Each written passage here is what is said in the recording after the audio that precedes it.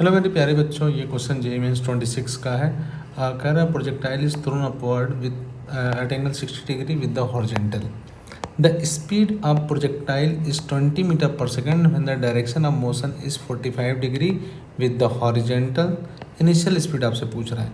कह रहा है यहाँ पे जब 45 डिग्री बना रहा है तब जो स्पीड बन रही है वो कितनी है, 20 मीटर पर सेकेंड।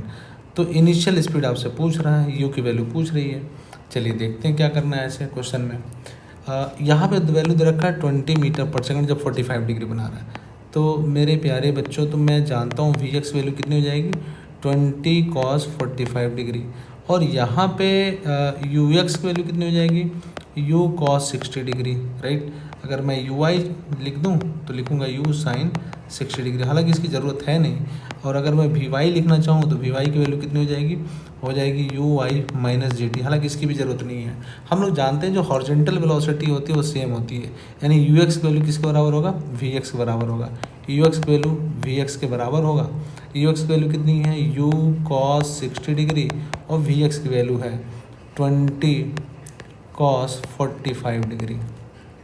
तो अपन लोग क्या लिख सकते हैं, लिख सकते हैं u cos 60 वैल्यू 1/2 20 और cos 45 वैल्यू 1/√2 है ना।